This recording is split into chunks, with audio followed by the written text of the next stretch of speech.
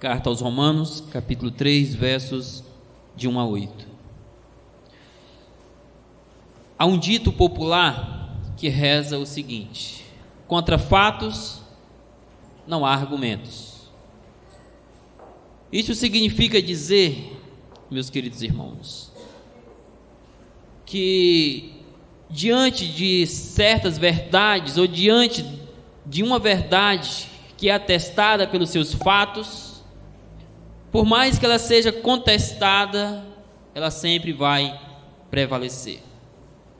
Nisto, então, contra fatos não há argumentos. Paulo vem desenvolvendo, digamos assim, justamente esta ideia de que contra os fatos da palavra de Deus, ou contra a verdade da palavra de Deus, apresentadas no capítulo 1 até o capítulo 3, verso 20, não há argumentos que possa desfazê-los. Não há argumentos que possa desfazer esta verdade ou torná-la menos operante. A verdade de que toda raça humana é pecadora. A verdade de que, por ser pecadora, toda raça humana está debaixo da condenação de Deus. E, meus queridos irmãos, Paulo vem argumentando ou mostrando fatos que sustentam essa verdade. No entanto, surgem algumas objeções a esta verdade de que toda raça humana é pecadora e está debaixo do juízo de Deus. Estas objeções vêm por parte de alguns cristãos, que é uma minoria na igreja de Roma, advindos do judaísmo para servir a Cristo Jesus.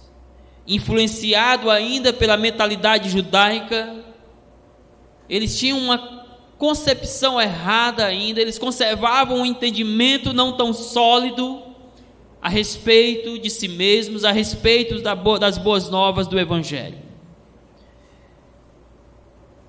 E então o apóstolo Paulo vem construindo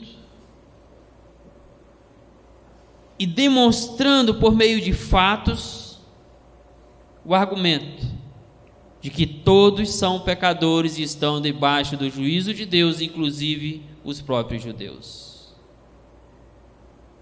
Nisto ele inicia então a sua carta com uma breve saudação, ou não tão breve, de 7 versículos. A partir do verso 8 ao verso 15, o apóstolo Paulo traz àquela igreja uma saudação também, traz àquela igreja o seu desejo de estar com aqueles irmãos. Na verdade, é mais uma ação de graça, retratando o desejo de Paulo de estar com aqueles irmãos. No verso 16 e 17, talvez os mais conhecidos da carta aos Romanos, Paulo fala a respeito do Evangelho, do seu alcance, do seu propósito para salvar o pecador.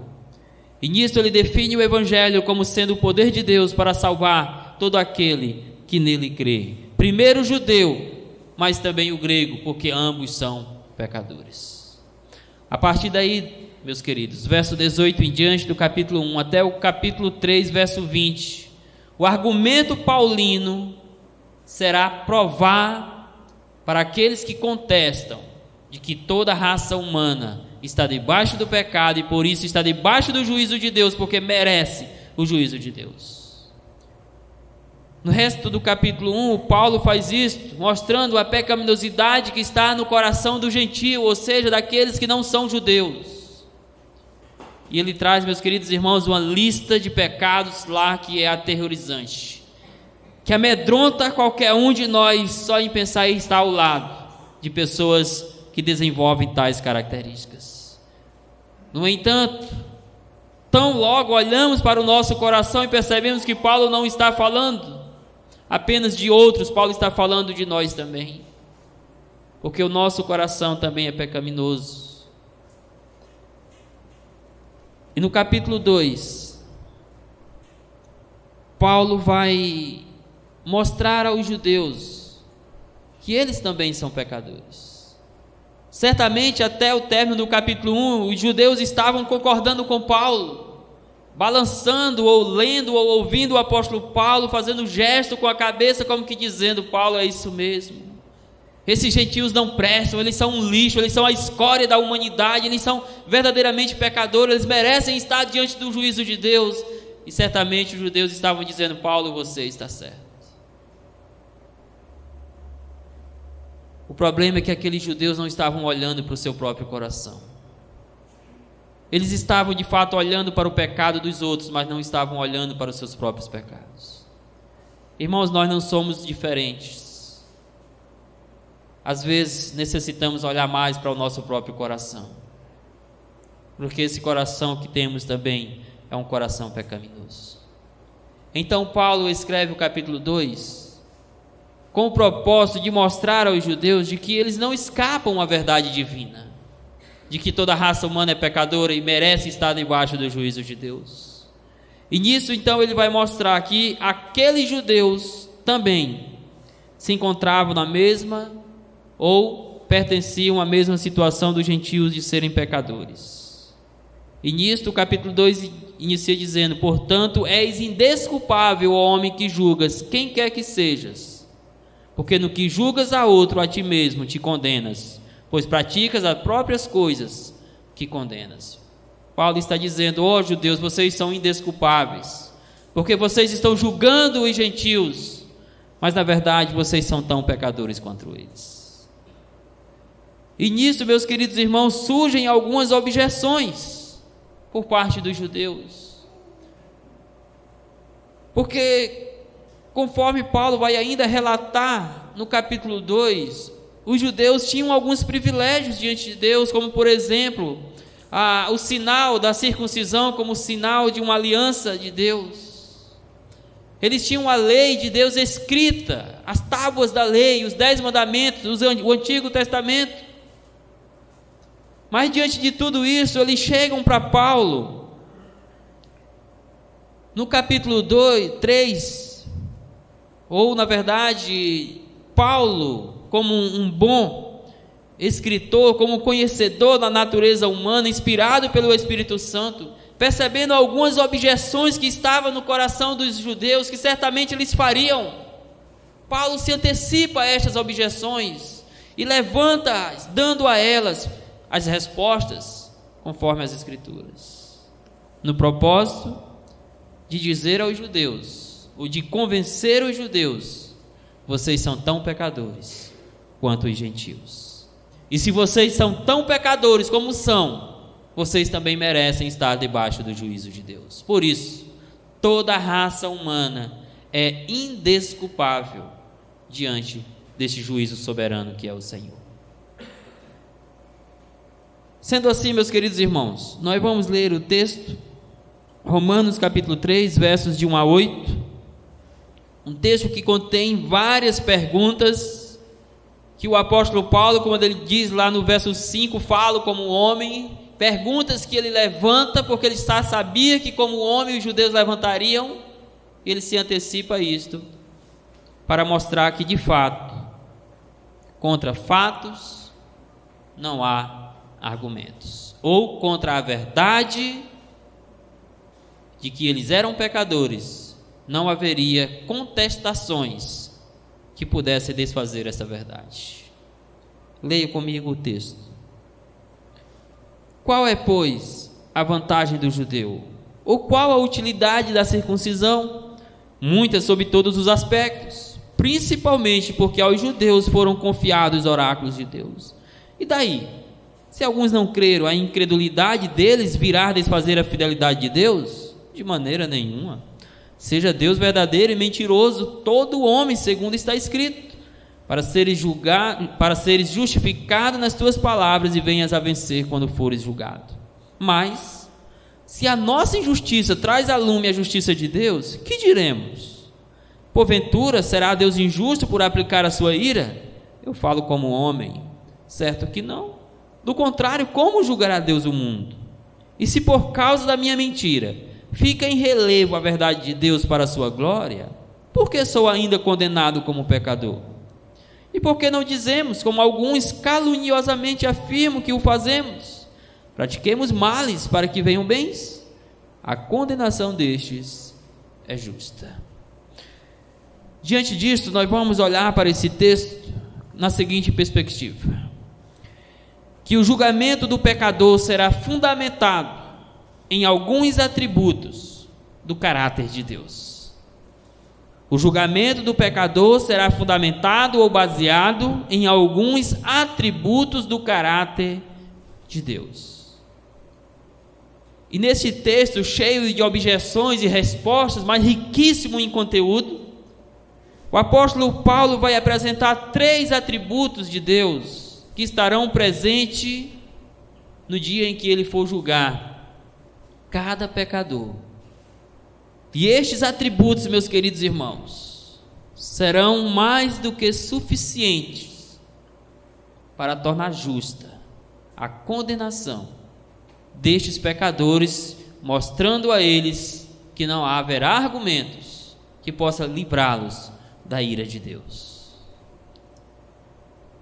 O primeiro atributo, então, é a fidelidade de Deus. No dia do julgamento, essa fidelidade do Senhor estará expressa ao pecador, de tal maneira de que não haverá argumentos contra a verdade de que ele está ali porque merece. Acompanhe comigo os versos de 1 a 4, onde Paulo já inicia abordando a primeira objeção que certamente estava na mente dos judeus, que viria logo mais à frente. Paulo apenas se antecipa nestas perguntas. Paulo era judeu, meus queridos irmãos. Conhecia o judaísmo, talvez como nenhum outro da sua época. Todas as falácias, todos os argumentos meritórios que o judaísmo poderia usar para querer se defender ou se esquivar da verdade da palavra de Deus, Paulo os conhecia. E conhecendo a mente e o coração dos judeus, ele já levanta antecipadamente a pergunta, e de forma retórica ele faz, e logo a mais ele responde. E começa as perguntas: qual é, pois, a vantagem do judeu? Qual a utilidade da circuncisão? Se os judeus são tão gentios, são tão pecadores quanto os gentios, então Paulo me explica qual é a utilidade. Que vantagem nós temos de pertencer ao povo judeu, ao povo eleito de Deus, se ainda assim nós estamos sujeitos ao juízo divino? Qual é a utilidade de ter sido circuncidado ao 8º dia, prática entre as crianças do sexo masculino? Qual é a utilidade de fazer parte da aliança de Deus com Abraão, se ainda assim continuamos pecadores, estamos debaixo do juízo de Deus? Paulo se antecipa, meus queridos, a tudo isso. Paulo está aqui querendo tratar o coração e a mente desses judeus, trazer a eles o entendimento correto sobre o Evangelho, sobre a pessoa de Jesus Cristo, sobre o juízo de Deus, sobre os atributos de Deus, mas também trazer o entendimento correto sobre a natureza do próprio coração humano. Eles tinham vantagem sim em ser judeus, eles tinham vantagem sim em ser circuncisos, terem o sinal da aliança externo na sua pele. Mas ainda assim, meus queridos, eles precisavam conhecer a natureza do seu próprio coração maldoso, para que eles pudessem verdadeiramente se renderem aos pés do Cristo crucificado, da graça restauradora de Jesus Cristo. Talvez alguém possa perguntar: qual é a vantagem daquela pessoa que vem à igreja semanalmente, mas que nunca foi convertido por Cristo? Há muitas vantagens para essas pessoas. Eles estão tendo constantemente o privilégio de ouvir a palavra de Deus, de serem chamados ao arrependimento. No entanto, verdade também é que se eles permanecem na dureza do seu coração, ainda assim eles serão condenados. Por isso Paulo levanta a objeção: qual é, pois, a vantagem dos judeus? Qual a utilidade da circuncisão? E em seguida ele responde a essa objeção, apontando para os privilégios que eles tinham de ter acesso à palavra de Deus. Qual é o privilégio de alguém que, nos termos populares, nasce num lar cristão, filho de pais cristãos nos dias de hoje, que vem à igreja desde criança? Eles têm privilégios, ou eles têm o privilégio de ter acesso direto à palavra de Deus, falando aos seus corações, meus queridos, de ter a graça de Deus martelando aos seus corações constantemente para quebrar a dureza da sua carne. Por isso ele diz muitas sobre todos os aspectos, principalmente porque aos judeus foram confiados oráculos de Deus.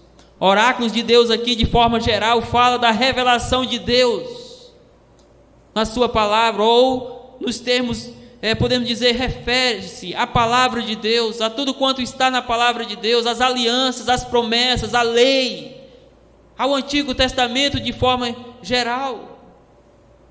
Era um privilégio para o judeu poder ter a lei escrita, enquanto os gentios não tinham, meus queridos. Os gentios não tinham uma Bíblia nesta época, não tinham uma Bíblia como os judeus tinham, no caso aqui, o Antigo Testamento. Eles tinham, e Paulo está dizendo, é um privilégio para vocês, porque Deus confiou os oráculos de Deus a vocês. Deus deu a vocês o privilégio de ter acesso à revelação direta dele por meio da palavra, enquanto aos gentios, até aquele momento, Deus havia dado a revelação geral.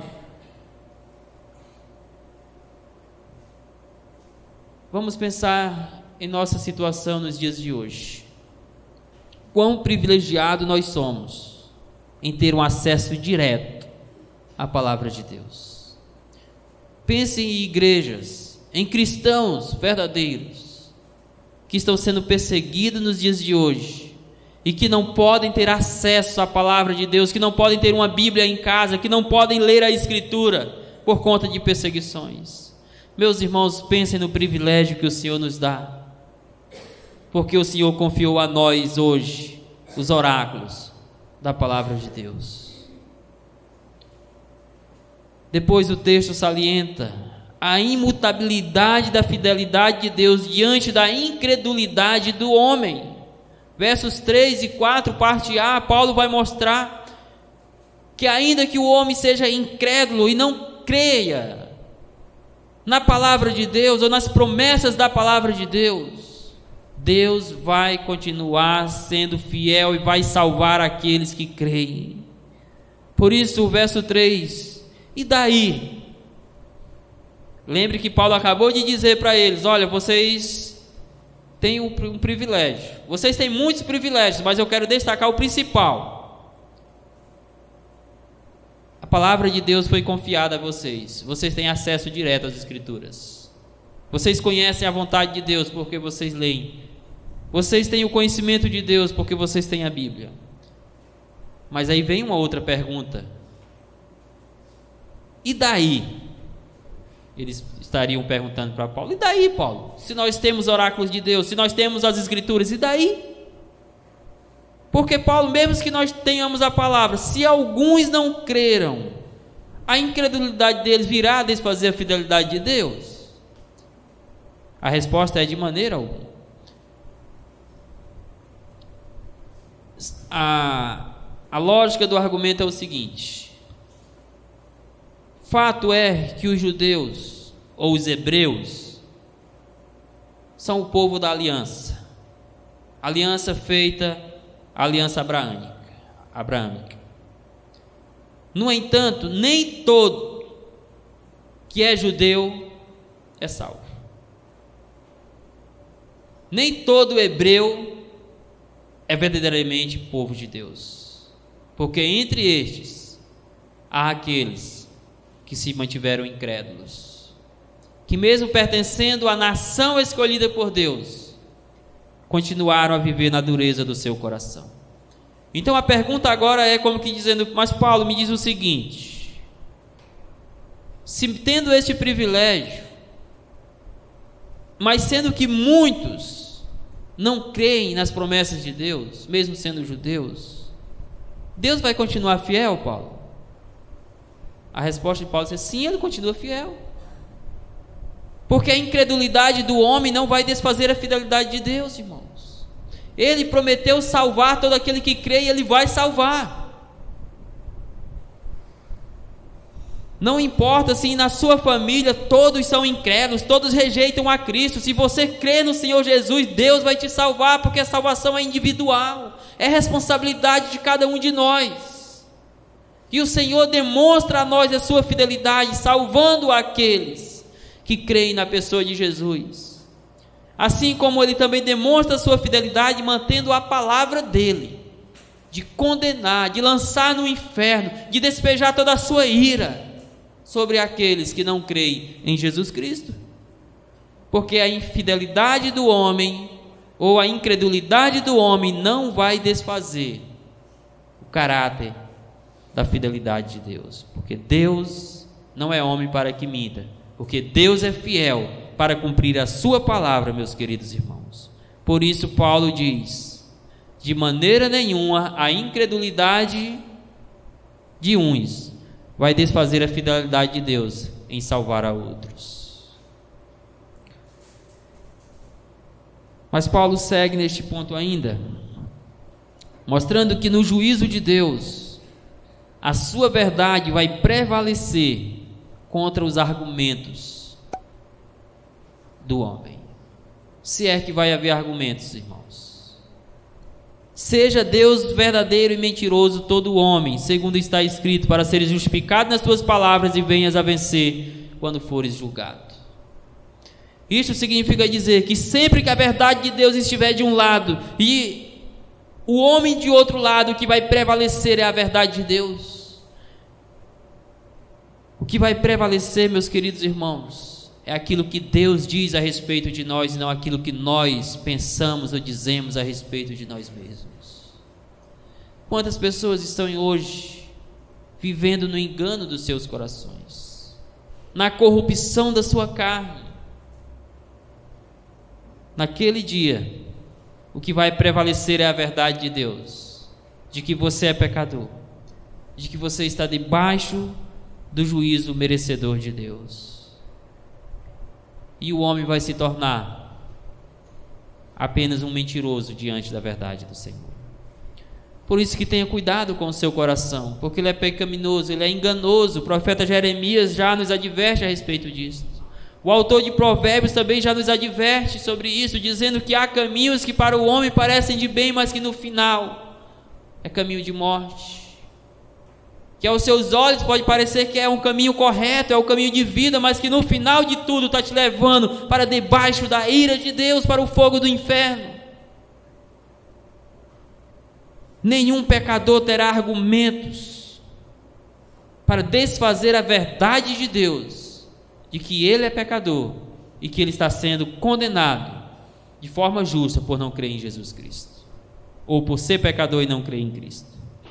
Portanto, meus queridos irmãos, de fato, o juízo de Deus ou o julgamento de Deus sobre o pecador é justo, porque será fundamentado em alguns atributos ou nos atributos do caráter de Deus.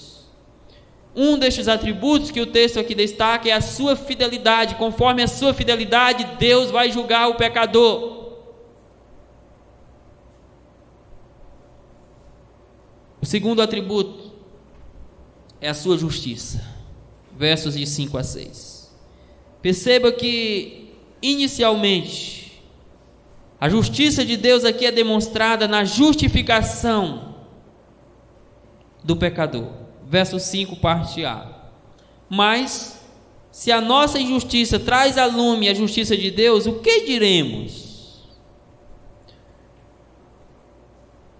Aqui é o seguinte: Paulo identifica na mente e no coração dos judeus todos os possíveis argumentos para querer se esquivar das verdades da palavra de Deus. E o argumento agora que Paulo levanta, que estava na mente e no coração dos judeus, seria o seguinte: Paulo, se Deus é justo, conforme também é dito lá no verso 4, e de fato ele é. Agora a pergunta é: olha, mas se a nossa injustiça vai demonstrar que Deus é justo, o que diremos? Então por que nós estamos sendo, Paulo, condenados? Por que Deus vai aplicar a sua ira sobre as nossas vidas, se aquilo que fazemos serve para mostrar que Deus é justo? Eles estão tomando com gancho a citação que o verso 4 faz lá do Salmo 51, verso 4, em que o rei Davi, após cometer pecado, após ser exortado ao arrependimento, ele chega à conclusão no verso 4, mais ou menos o seguinte: de fato, ó Senhor, o Senhor é justo em dizer, ou o Senhor é justo em me tratar como um pecador, porque eu sou pecador. O Senhor é justo em querer me punir pelos meus pecados, porque de fato eu pequei contra ti, e contra ti somente eu pequei. E agora a pergunta dos judeus seria a seguinte: então, Paulo, se o nosso pecado serve para que Deus aplique a sua justiça e mostre ao mundo todo que Ele é justo, por que Ele vai nos castigar por isso? Que diremos sobre isso? Porventura será Deus injusto por aplicar a sua ira? Porque esse era o argumento dos judeus, que se Deus aplicasse a ira dele, que se Deus os condenasse, porque eles eram pecadores, mas sendo que o pecado deles servia para mostrar a justiça de Deus, então Deus era injusto em fazer isso, porque eles estavam, de certa forma, entre aspas, contribuindo para a elevação da justiça de Deus, fecha aspas. Eles estariam mais ou menos o seguinte, algo que vai ter mais à frente, de que quanto mais pecadores eles eram, quanto mais eles pecavam, mais a justiça de Deus ficava em relevo, mais a justiça de Deus ficaria às claras para as pessoas, e por isso eles não deveriam ser castigados. Irmãos, que argumento falacioso, que argumento enganoso, que coração corrupto é o coração do ser humano. Como esse coração pecaminoso busca se esquivar das verdades da palavra de Deus, querendo inclusive usar o próprio argumento, o próprio Deus, para querer esconder os seus pecados. A expressão traz à lume a justiça de Deus significa deixar em relevo a justiça de Deus, colocar em elevação a justiça de Deus, torná-la clara a todos, de tal maneira que as pessoas pudessem ver como Deus é justo. Mas o que nós podemos aqui inicialmente perceber é que Deus decide demonstrar a sua justiça ao justificar esses pecadores que creem em Jesus Cristo. Porque a justiça de Deus vem a lume quando ela é manifestada na pessoa de Jesus. Porque a justiça de Deus fica em relevo quando um pecador se arrepende, reconhece os seus pecados, e a justiça de Cristo é aplicada aos seus corações. Consequentemente, isto significará um arrependimento sincero e verdadeiro, um abandono de pecado, e não esse argumento que eles estão usando de que agora então, se Deus manifesta a sua justiça na minha vida, então eu posso continuar pecando. Não pode, meus queridos irmãos, porque aquele que experimentou a graça de Deus é refreado dos seus pecados com o agir da graça soberana no seu coração. Mas em seguida veja que a justiça de Deus também é demonstrada na aplicação da sua ira sobre o pecador. Da mesma forma que Deus demonstra a sua justiça, perdoando um pecador, absolvendo-o por meio da justiça de Cristo, Ele também demonstra ou aplica a sua justiça quando Ele aplica a sua ira sobre um pecador. Meus queridos, o fato é o seguinte: de uma forma ou de outra, a justiça de Deus será satisfeita. Quer seja na salvação do pecador por meio da graça de Cristo, quer seja na condenação do pecador, com o derramamento da ira de Deus sobre ele. Fato é de que você é pecador, você está debaixo do juízo de Deus, e Deus tem que satisfazer a justiça dele, trazendo condenação a você. E ele vai fazer isso ou por meio de Jesus, ou sobre a sua própria vida. Mas a justiça do Senhor será plenamente satisfeita no dia do juízo. Por isso a pergunta novamente: porventura será Deus injusto por aplicar a sua ira? É a pergunta que novamente eles levantariam. Deus é injusto como juiz dos céus e da terra, porque aquele pecador impenitente, apesar de ter ouvido o evangelho, permaneceu de coração duro, e pela dureza do seu coração ele vai ser condenado e lançado no inferno. Deus está sendo injusto? Não, porque ele é pecador, não porque ele merece estar debaixo da ira de Deus, não porque ele rejeitou as boas novas do evangelho. Então é justa a condenação deste pecador, irmãos. Deus é injusto por aplicar a sua ira aqui. Esta expressão traz a ideia o seguinte, a pergunta é o seguinte: Deus é injusto por derramar sobre o pecador, por despejar sobre o pecador toda a sua ira, para que a sua justiça seja satisfeita? E aí Paulo responde, para não deixar dúvidas: certo que não, de forma enfática, certo que não. E ele diz: falo como homem. Ou seja, aquelas objeções que estavam na mente dos judeus, ele responde e diz: olha, Deus não é injusto, tenho certeza que ele é um juiz justo, e que ele vai aplicar a sua ira, que ele vai despejar a sua ira sobre aqueles que não creem de forma justa. Mas em seguida, perceba que a justiça de Deus também é demonstrada no seu direito de julgar o mundo, ou de julgar os pecadores. Ela é demonstrada na justificação daqueles que creem. Ele manifesta a sua justiça naqueles que creem. Deus traz a lume a sua justiça na vida daquele pecador quando o justifica por meio de Cristo. Esta justiça é demonstrada quando Deus aplica a sua ira sobre aqueles que não creem. E esta justiça também é ou será demonstrada no seu direito de julgar todos os pecadores. Por isso que quando Paulo escreve aos Filipenses, ele diz que todo joelho se dobrará e toda língua confessará que Cristo é o Senhor, para a glória de Deus Pai. Naquele dia, meus queridos, em que todo joelho estiver dobrado diante do juiz dos céus e da terra, Deus vai mostrar a todos que como Criador, que como Deus dos céus e da terra, Ele tem direito de julgar a sua criação.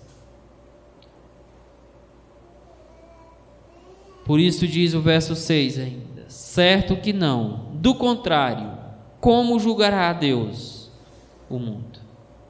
Deus é injusto por aplicar a sua ira, ou seja, por exercer a sua justiça na condenação do pecador? Claro que não, porque se Deus fosse injusto, como que Ele ia ter o direito de julgar o mundo?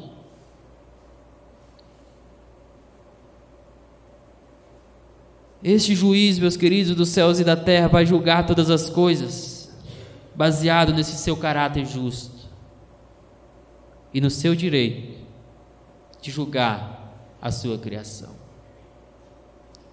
Por isso tenha muito cuidado, esteja em alerta todas as vezes que você ouvir as boas novas do Evangelho, porque a palavra de Deus já diz o seguinte, já adverte sobre o seguinte, que temível coisa é cair nas mãos desse Deus irado. E se você não se arrepender dos seus pecados e crer em Cristo, você vai ter que lidar não com um Deus gracioso, mas com um Deus irado, e que tem direito de te julgar e te lançar no fogo do inferno por causa da tua incredulidade nas boas novas do Evangelho. Portanto, Deus vai de fato julgar o mundo, julgar a sua criação, fazendo uso da sua fidelidade, fazendo uso da sua justiça, mas também, em terceiro lugar, fazendo uso da sua verdade. Versos 6 e 8. Observe que inicialmente vemos que diante da verdade de Deus será inútil ao homem tentar fugir da responsabilidade dos seus pecados. Estes versos aqui, Paulo vai de forma mais direta lidar com a responsabilidade que cada um tem diante dos seus próprios erros, diante dos seus pecados, diante da sua incredulidade, diante da sua falta de fé em Cristo Jesus, irmãos. Fato é que cada um de nós será julgado pelos seus erros, pelo pecado que está no seu próprio coração. O pai não vai ser julgado pelo pecado dos filhos, os filhos não vão ser julgados pelo pecado dos pais, mas cada um vai estar diante de Deus e responder pelos seus próprios pecados. Veja o verso 7. E se por causa da minha mentira fica em relevo a verdade de Deus para a sua glória, por que eu sou ainda condenado como pecador?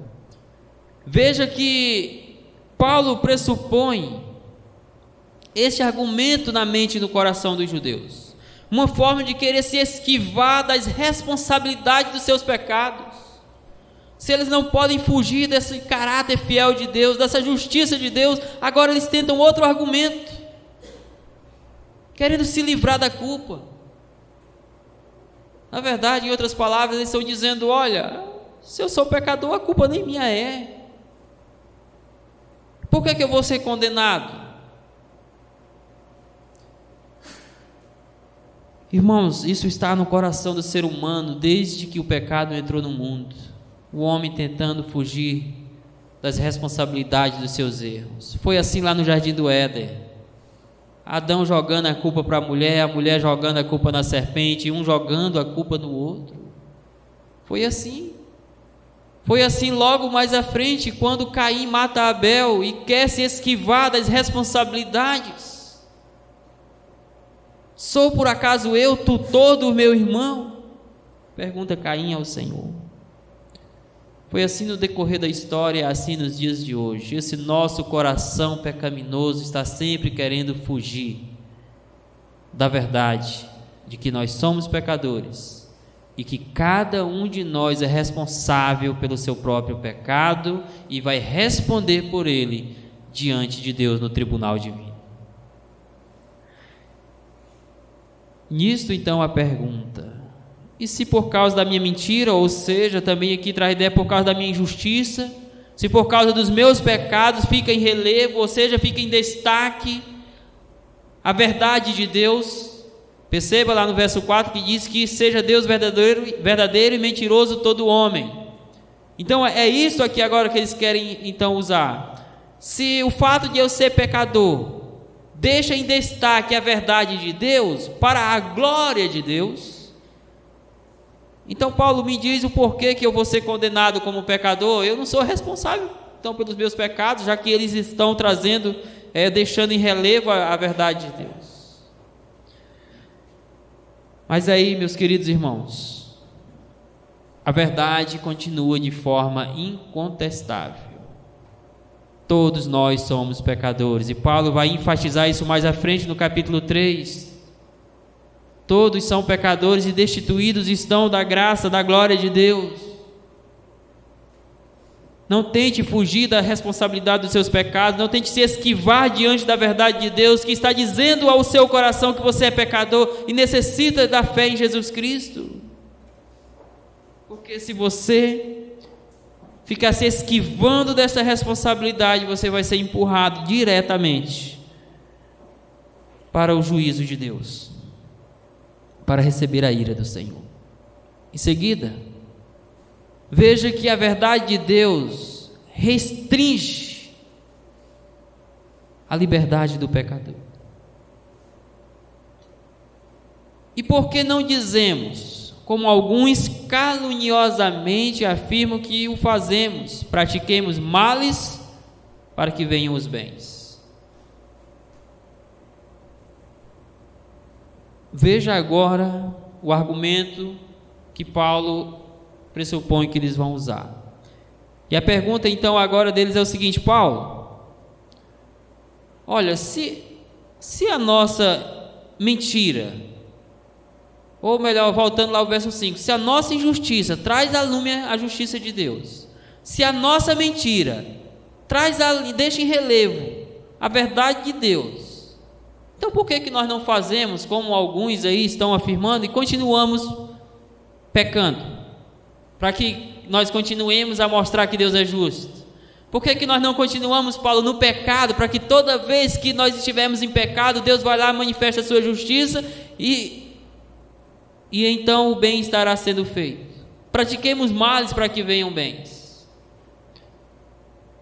A sentença que Paulo vai dar a estes na parte final do verso 8, meus queridos irmãos, é amedrontadora.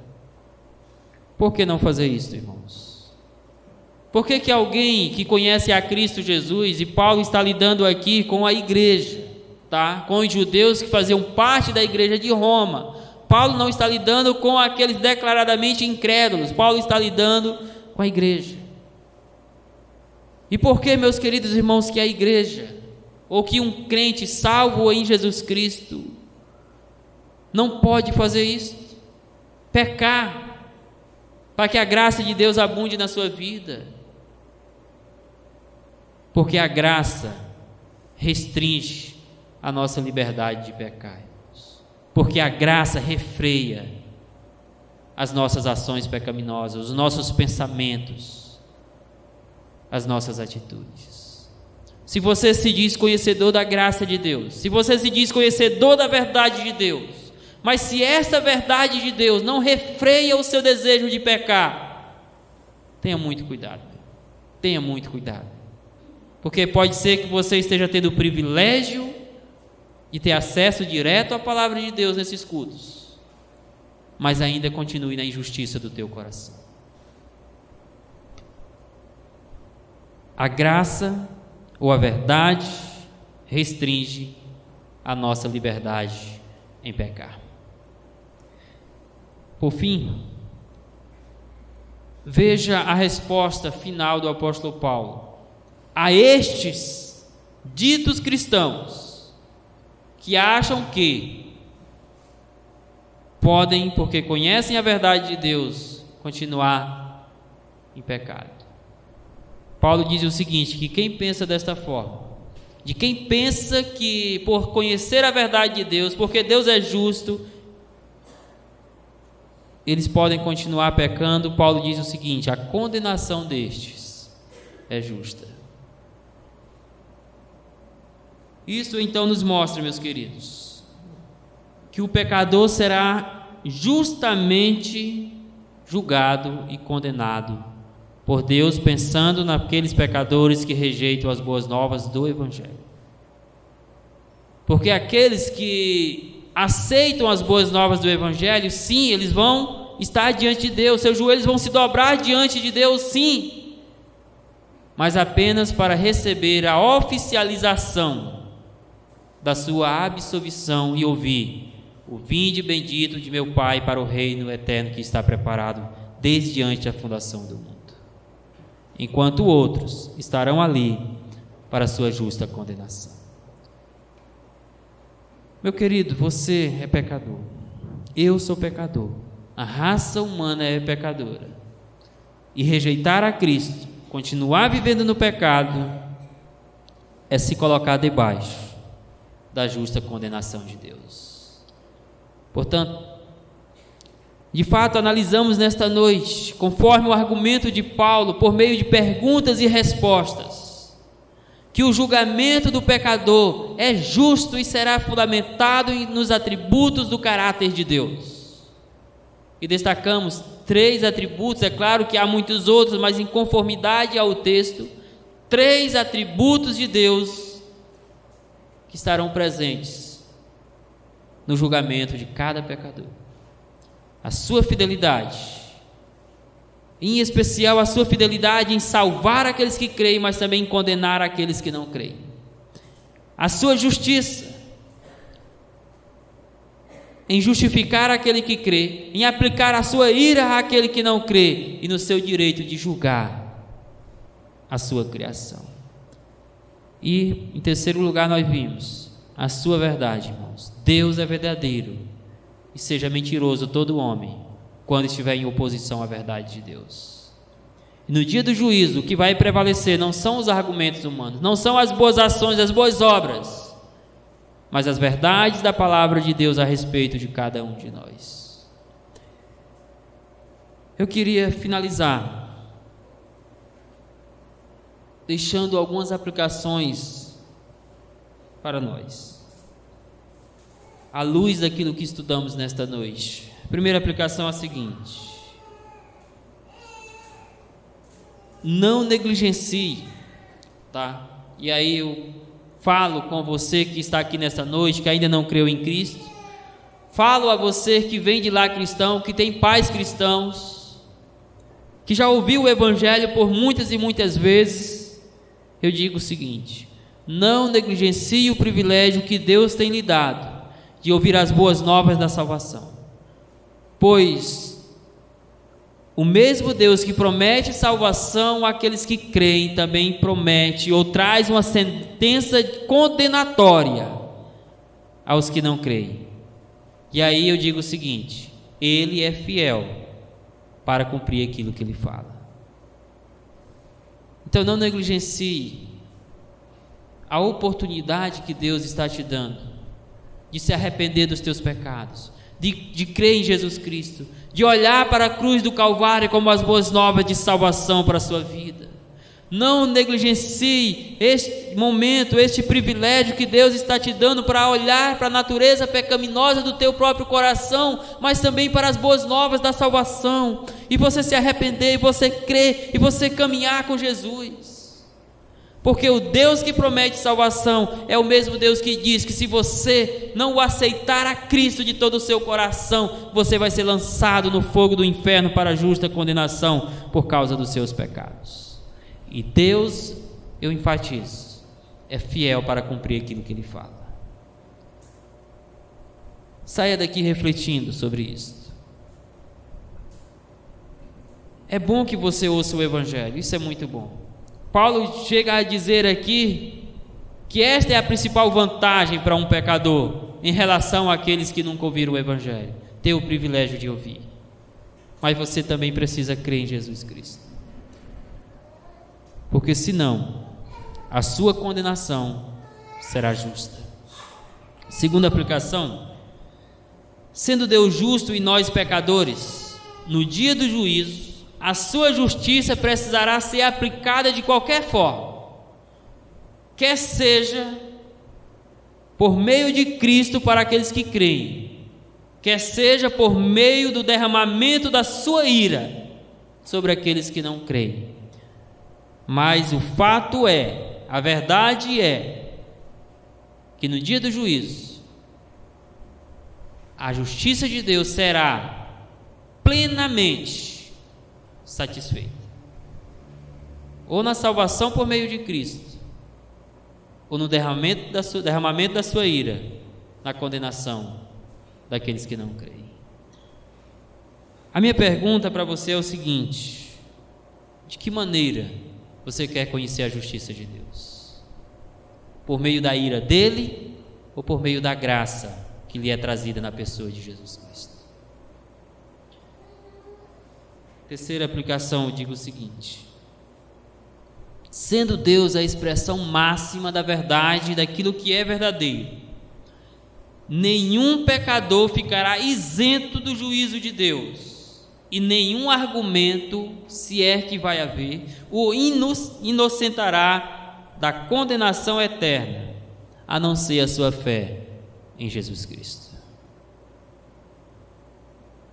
Se Deus é a expressão da verdade, e se a verdade de Deus vai prevalecer no dia do juízo, então a mentira do homem não vai prevalecer contra a verdade de Deus. A única coisa que pode inocentar um pecador é a sua fé na pessoa de Jesus.